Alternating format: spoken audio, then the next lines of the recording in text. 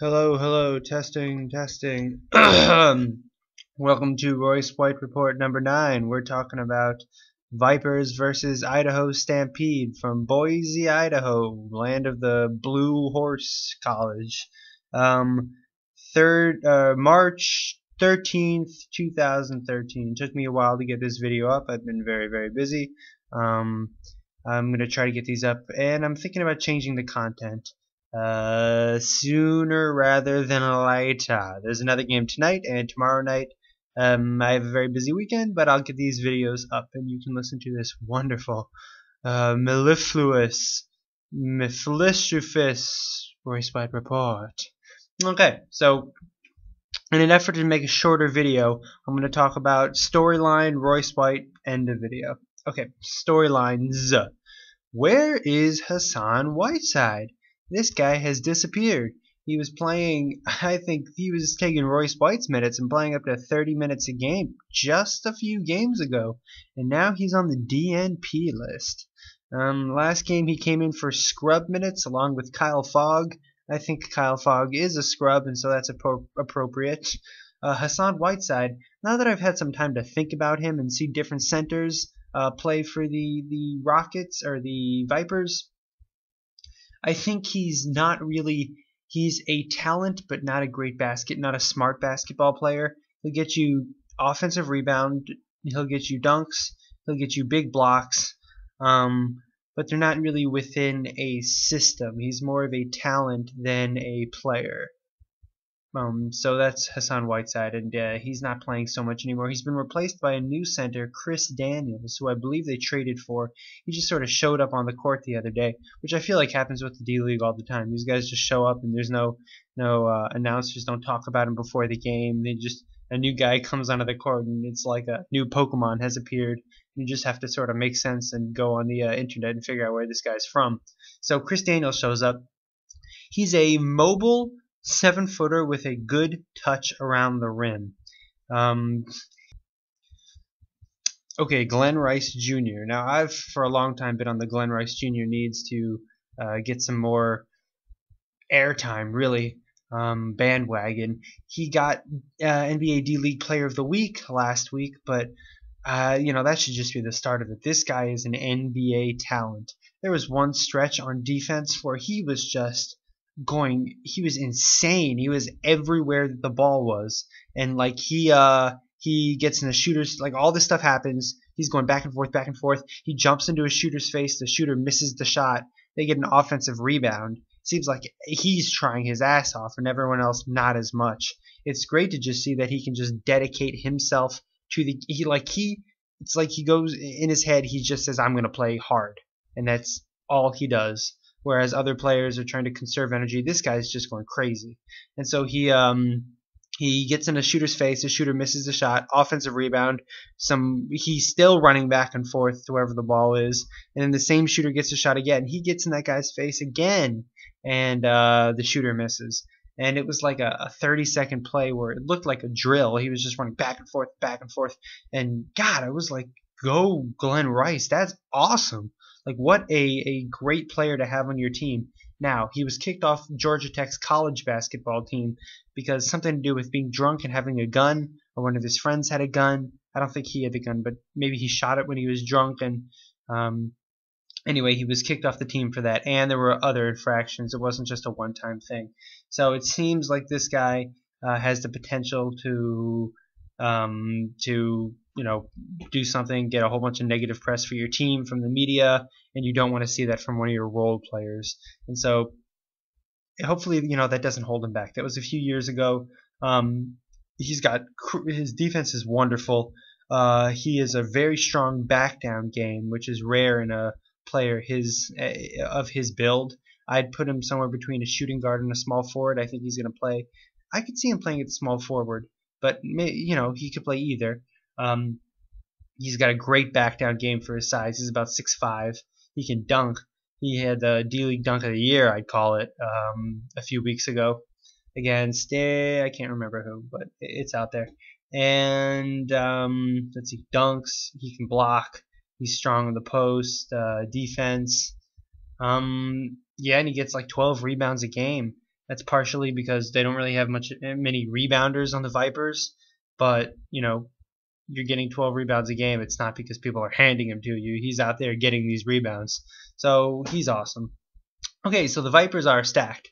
The Vipers are a very, very, very talented team, and I can tell that because I've seen them play 6 or 7 teams now, and nobody has the depth this team does. Let me just talk about their lineup for a second. So you have Gowdlock, who's their point guard. He had 11 assists last game, 7 this game. Let me see. Oh no, 4 assists. He had 7 rebounds. Anyway, he can pass the ball. That's not his forte. He can hit open threes. He has an amazing floater, and he doesn't get ripped very often. He's a good facilitator and scorer if you need it for the team. Glenn Rice, just talked about. He started at the shooting guard. Chris Johnson, who is supposed to be a three-point shooter, but really the only thing I ever see him do is cut to the basket, and him and Royce White have good chemistry in doing that. He was 0 for 5 from this game. He hit like 2 the game before, 1 the game before, maybe 3 the game before that. He's supposed to be a three-point shooter. He's kind of tall. I'd say 6'7", lanky. I don't know. Yeah, I'm not too high on the guy. But okay, so then they have Terray Murray. I'm also not so high on him. He was 6 for 10. He's I guess he played small forward and Chris Johnson started at power forward. I don't know. I don't want to talk about Terray Murray. He's not worth talking about in this video. But he's not bad. He does start for the team. He has no glaring weaknesses, I don't think, and he can finish the ball. He can shoot a little bit. He can do a little bit of everything. Royce White. Royce White. Mike Singletary, who they just traded for, who previously, I don't know how long ago actually, led the team in scoring. And so he's coming off the bench. He's big. I'd say 6'7", about Royce White's height, maybe a little bigger. Also very large. He packs in a whole lot of weight. He's 250 plus, and he's a scorer. He can shoot. He's not only is he a scorer, but he can shoot. I've seen him dunk. I've seen him lay the ball, get to the basket by himself and lay the ball in. I've seen him make threes. He's a pure scorer, and his size is great to have on defense. DJ Kennedy, the number 2 prospect in the D-League, averaged 16 and 7 with whatever team he was on last. And then I believe he had a stint in the NBA, and now he's back in the D-League. He's coming off the bench. He had 12 points, 8 assists, 5 steals, and 6 rebounds in this game. He had the highest plus-minus on the team with plus 21. Chris Daniels, who's their backup center. Now this is a compelling character, as I just talked about earlier. Very mobile. He's like a snake for a big man. He could bang a little bit, but and he's a good part of the offense. Like, he rolls when he's supposed to. Unlike Hassan Whiteside, who's just sort of like a wandering talent, is what he is. You don't know where he's going to show up on the game. You don't even know if he's going to show up. He's a maverick, literally. Hassan Whiteside it's like he's an unintentional maverick. He just does whatever he wants.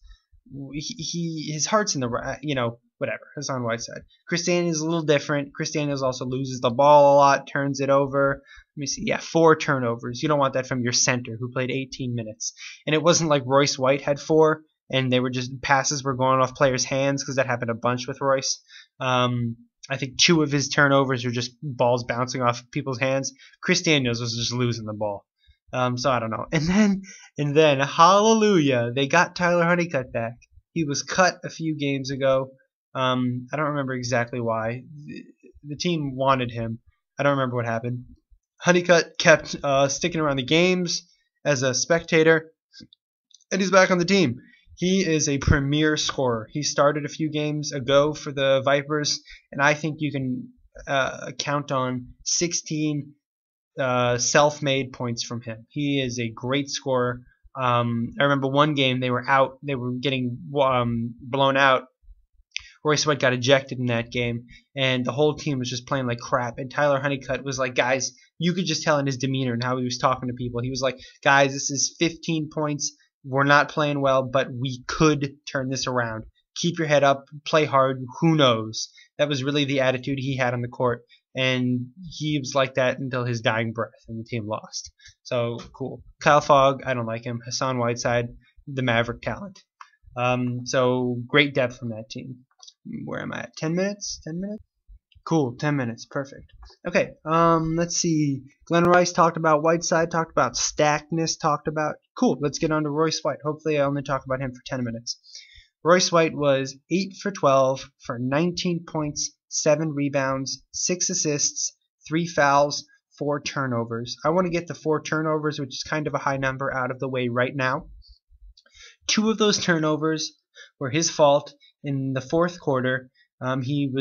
He just lost the ball. You figure if you're playing point guard, sometimes you just sort of lose the handle of the ball when you're trying to do something. That's what happened to him. It was kind of a, you see, part of this was I listened with the announcers on, and the announcers were convinced that the Idaho was gonna come back, and they just would not stop talking about it. And they did cut it to 1 at one point, but this is during that in the fourth quarter when the announcers were saying they were coming back, and Royce White turned the ball over twice, very close together, and they were unforced turnovers. They were his own dribble errors, and so I got kind of mad at Royce for those 2. The other 2 happened in the third quarter, so he got into halftime with 0 turnovers, and those were balls off of Andrew Gowdlock's hands. Gowdlock had a strange game. He was missing shots he normally hits. He wasn't the player that he normally was. Now, one of Royce White's passes was a no-look, but they say in football, if you get your hands on the ball, you should catch the ball. This is one of those situations. A no-look from Royce White. Gowdlock wasn't ready for it, but it hit both of his hands. It goes out of bounds. The second one, Royce is driving, kicks it to top of the three-point line where Gowdlock goes right through Gowdlock's hands, and it's a 24-second violation as it rolls down the other side of the court.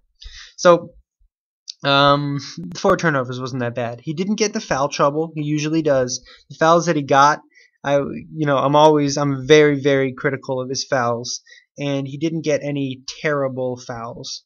Some of them I can't remember exactly, but he's not in foul trouble is the point there.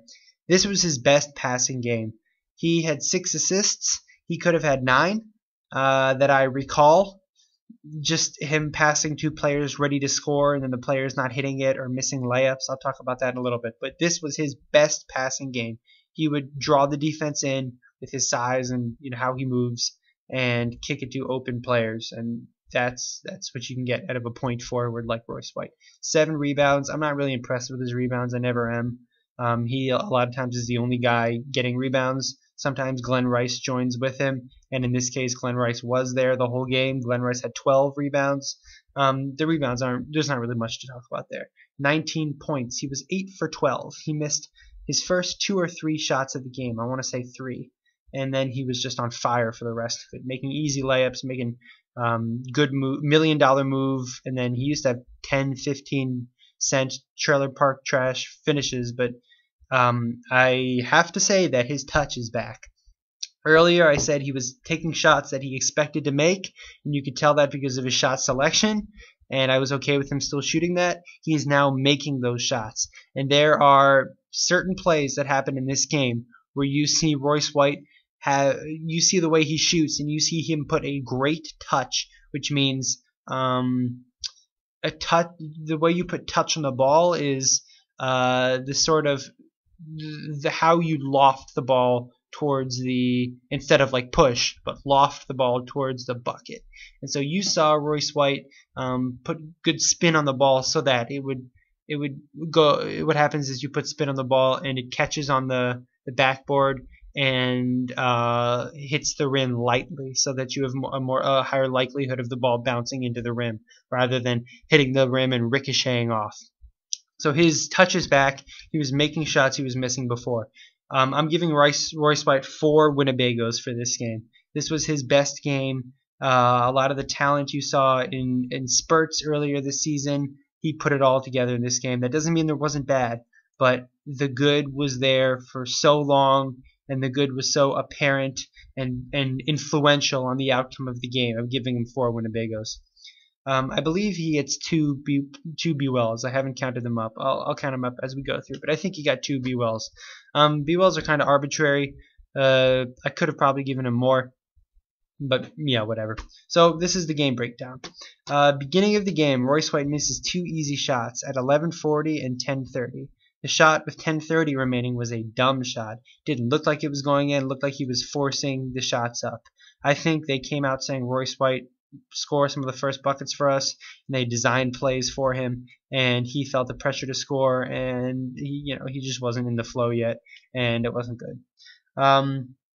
Royce White, poor defense at 9:45, and there's a score against him. And then with 9:30 left, next time down the court, or on the other side of the court, he gets blocked at the rim by, what was that player's name? I'm going to look it up. I'm going to bring up the box score now because I got to have it anyway. I believe it was Justin Holiday, who's one of the better players for the other team. Scored 29 points. I'll talk about him in a little bit. Played 40 minutes too. I believe he was blocked by Justin Holiday, who is a guard, brother of Jrue Holiday, and he's built like Jrue Holiday as well. So blocked at the rim. He is now 0 for 3. Yes, he missed his first 3 shots and only missed 1 out of 11. No, 1 out of 9 for the rest of the game. So he hit 8 out of 9. So this is interesting. The team is going through Royce White on every play, and what would happen is you'd see the ball passed around the outside of the court, and then when it got to Royce White would hold the ball, and they'd give him a chance to create. Now that's done intentionally, and you could tell it was done intentionally because the way the players were passing, you could see it was a play, get the ball to White whenever they called that play, and so yeah, he was the #1 option. So Royce White has become the #1 option in some stretches for this team. While I watched it, I sort of thought of LeBron James. Then I rewatched the first quarter, and it didn't seem so much like that. But what I say by LeBron James is the play creating falls upon LeBron James as a designed play. The play is designed for LeBron James to create for the rest of the team. The rest of the team might have some plans as to what to do, but the core of the play is that LeBron James creates for everyone else. Royce White was put in that position, not as much as I initially thought, but he was in this game. And he didn't do very well but he did miss those first 3 shots, and I think that was just nerves. I think that was just him not feeling the flow of the game yet. So that period of missing overlaps with this period of LeBron Jamesing for Royce White. So it's hard to make sense out of it. But this is the first time I've seen that. This is the first time I've seen this become Royce White's team as opposed to a talented team with Royce White on it. We'll see where that goes in the future. Okay, Royce White gets 2 nice assists to cutters on consecutive plays. 8:43 left to a cutting Trey Murray, and 8:20 left to a cutting Chris Johnson. He gets a nice cut pass to Chris Johnson every game, at least one. And Chris Johnson's not doing much else, so he's getting points from that. Yeah, this was cool. 6:17 left. So 2 minutes after he had those 2 assists, he rockets a pass to Glenn Rice from behind half court. I'd say near the free throw line. He puts it in one arm and just cannons it to Rice under the basket. Perfect pass. And Rice catches it. He wasn't expecting that. I didn't even see what happened with the ball. He threw it so fast that the camera kind of had to jerk to catch it, and I had to watch it twice. I didn't even know where the ball went. And so he tosses it to Rice. Rice misses a layup. He wasn't expecting it. He had to reverse it to the other side of the rim. Should have made it anyway. Player with his athleticism and just the shot was easy-ish, but he didn't make it. So Royce White is not scoring as very much in the first quarter, but he's running the break very, very well. This was premier point forward Royce White. And just when I say that, 5:35 left, beautiful post spin move, and he scores off of that. And then he goes out of the game with 3:30 left in the first quarter. I'll just quickly say the best players, or the most impressive players on the other team, were Juwan Johnson, who only played 16 minutes. Wow, I thought he played more than that. But he was 5 for 7, 4 rebounds, and he's been called up a few times to the NBA. He was good. He is a good jumper. He was effective in the low post. He's not really a low post player. He's kind of small-ish, but he played well. Jrue Holiday put up 29 with 5 steals. He has the same sort of skill set as Jrue Holiday, it seems, although I don't really watch Jrue Holiday play. It's hearsay, what I know. He's a great jump shooter, set jump shooter. They talked about that, the announcers did, and he proved it over and over and over. And the announcers kept reminding me. But he's a good jump shooter. And then you have Dewan Summers. I might have made up that first name. He scored a bunch on mid-range buckets. He reminded kind of like a Rip Hamilton, would catch the ball off the catch and then immediately convert that into a scoring position no matter how he was moving. I can recall just off the top of my head 4 mid-range jumpers he had. He's not a 3-point shooter. He's 0 of 2 from 3. Played 31 minutes, 18 points. Yeah, he was one of their better players. So second quarter. The Vipers are doubling on the low block when the ball gets into the low block. So that means, let's say Royce White's playing man-to-man defense on a player who gets the ball passed into him near the basket. The block is the foot of the free throw box, the free throw box. And at the bottom of it, next to the basket, where the backboard ends, is the low block. So, and there's usually a block painted on the court there. So when the ball gets in there and there's movement around the ball handler, who is currently the center or power forward, then the player that is guarding the cutting player, so whoever's guarding the off-ball cutter, will double down on the low post. The Vipers have had issues with players in the low post, so that's why I guess they've instituted this this feature in their defense. And I don't know, it's hard to say because this team wasn't very powerful down low, whether it was effective, but it was effective. I just don't know how that'll translate against more competitive teams. So that's something they're doing now.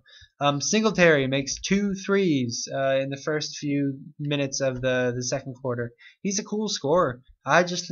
Maybe I'll do a video on the guy to give you an idea of what he's like, but he's an interesting player, and the fact that he's led the team in scoring and is now coming off the bench, I'm just going to say again, this bench is stacked. I don't think there's anyone on this bench, Singletary, Kennedy, Daniels, Honeycutt, even Whiteside, who couldn't start for another D-League team. Kyle Fogg, you could not. So Chris Daniels comes into the game for Royce White for the second quarter. Scores with 10 minutes left. Singletary scoring pretty easily. Chris Daniels gets into great position in the low post and gets fouled and won. And then 6:30 left. I have Chris Daniels' failure. Wish I could tell you more, but he did have a failure. And then I freaked out. Honeycutt is back. 6:30 left. Honeycutt comes back in. He was a great scorer. If you go back to one of my previous games, I used to have more time, and so I do highlights as well. You should look at some of the highlights from Tyler Honeycutt. He is a talented player, and it's great to have him back. So 5:30 left in the second quarter. Royce White's back in, makes another assist. Teams can't can't stick with the cutters on the Vipers. So Royce White was just racking up assists from that. Royce White scores with 4:30 left. I comment, great ball movement. This ball movement has been awesome this whole game. Shots have not been falling, especially with Gowdlock. A lot of times he would be the end of the ball movement, as in he was in the scoring position, and would just miss. Beautiful play early in the game. Royce White gets the ball on the high post at the free throw line, kind of backs down. The defense collapses in on him. He passes to a cutter near the 3-point line on the left side of the court. If you're facing the basket, the left side of the court. He runs in from the 3. Royce White passes to him. The guy catches the ball and in the air chucks it up to I don't know what the position is called, but kind of on the same side of the court near the 3-point line. That guy immediately catches the ball, swings it to the top of the 3-point line, where Gowdlock has a wide open shot. Like he sits there for a second. I mean, it's one of those shots where it's so open, no one even runs out to play defense. They're just like, there's no chance we're gonna get to you. Just take the shot, and that's what happened. And Gadlock misses it badly. So that was happening this game, but the movement was there. Summers has 2 back-to-back jumpers from his quote-unquote sweet spot. Royce White gets his second foul with 1:52 left, and then Glenn Rice starts going off. My God! On one play,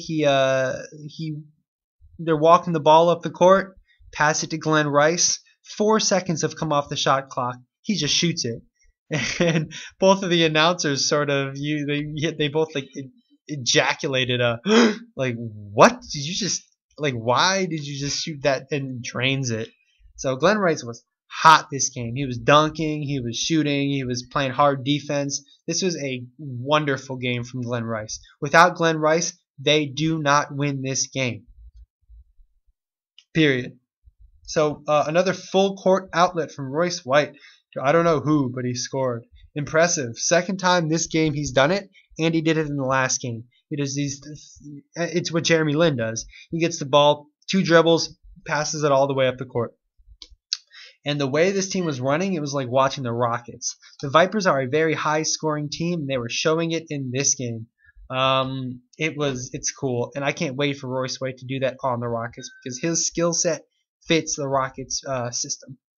So Rice is on fire, and then the quarter ends.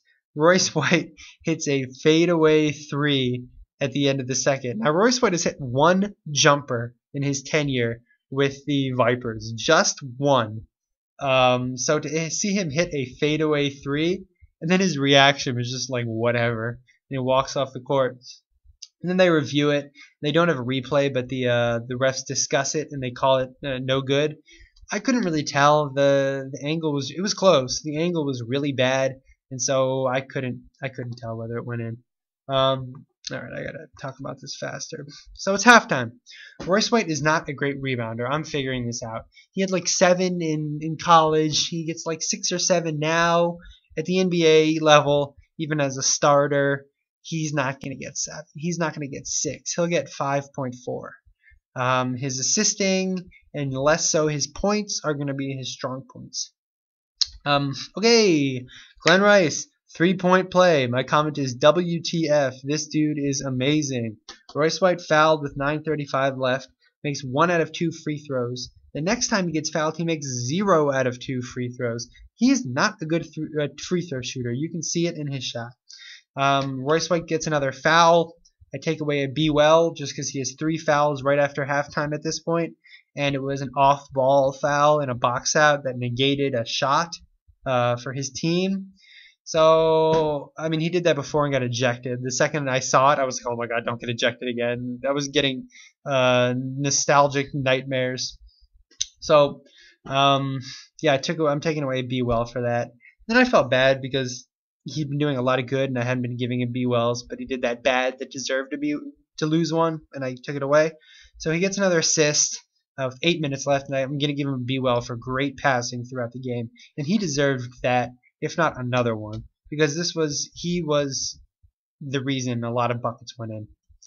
Royce White scores with 7:20 left. Good use of a mismatch. Royce White takes a charge at 7. No call. This happens a little bit in the D League. Royce White likes to take charges, and I've seen a few no calls. What's more important than the call? Well, not more important than the call, but what's important for me after the no call is to see how Royce reacts, because sometimes he'll pout. Didn't pout. Good for Royce White. A minute later, I have a scoring monster comment. He bumps to the basket with Juwan Johnson, and a lot of strength in that bumping, and gets an open lay-in. And I remember Juwan Johnson wasn't even in a position to play defense. He tried to bump with Royce White. It was like one of these things where they both hit each other. Juwan Johnson loses and kind of gets knocked off balance, and then they go in for the second bump, and Royce White hits him just as hard, and Juwan Johnson's off balance, so he just goes flying. It's not a foul. That's backing down, and you're trying to bump with this guy. So he gets an open lay-in for that. And I gave him another be well just because he's playing very, very, very well, and I haven't given him one for that yet. So this is when turnovers happen for Royce White. 5:14 left. The first no-look pass to Gowdlock that goes out of bounds. Gowdlock is hanging out at the three-point line. Royce White drives, kicks it to Gowdlock, doesn't see the ball coming, goes through his hands, rolls down the other side of the court. They actually get a 24-second violation. It looks like it goes out of bounds, but no. Royce White is trying to score, gets horse collar tackled. It deserved a flagrant. It was not called one. This is with 3:42 left in the third quarter. He goes 0 for 2 from the line. Juwan Johnson comes right back at him, scores. Juwan Johnson scores again. At this point, he's 4 for 5. I guess he has 8 or 10 points, depending on free throws. Chris Daniels tries to drive the center, can't handle the ball. My comment, I was just like, what are you doing? That's a 2:48 turnover. Rice is still hot. With 1:33 left, Daniels finishes a really nice catch with one hand, finish with the other. He has nice touch. I will not deny him that. 28 seconds left. Royce White fouled. He goes 2 of 2. Fourth quarter, 11:30. Royce White turnover. 11:10. Juwan Johnson takes it to him, scores again. 9:53. Royce White scores with great touch. I said here, this is what he was missing earlier, and I give him a be well for it. And what I'm saying is that he used to miss those shots, and they were good shot selection. Just he didn't seem to have the ability to make the shot. It's clear he does now. I give him a be well for improvement. I guess we're at -1, +1, +1, +1. So he has 2 be wells right now. Then they do a butt cam. This was hilarious. I don't think the cameraman knew his camera was on because he's pretending to watch a little kid. Clearly pretending because the kid's moving in and out of the camera shot and he's not. And the whole left side of the camera is dominated by one of the cheerleaders' butts. And so he's just looking at this butt for a good 7 seconds. And like I'm watching it like, is he looking at that girl's butt? And he was. And then he zooms in on the cheerleader in the middle, like farther away, and on the middle of the court, and zooms in on her butt for like 3 seconds. And then they switch from that camera. So I'm going to put that video up over the weekend. Idaho Stampede butt cam. Okay, so continuing. They're still doubling on the low block with 9 minutes left. And it's working. They're forcing turnovers. 7:30, Royce White scores again. 6:30, Royce White doing little on defense. Ooh, I don't remember this. I can remember that there were some plays where Royce White watched the play, and that pissed me off. Like, he wasn't doing anything.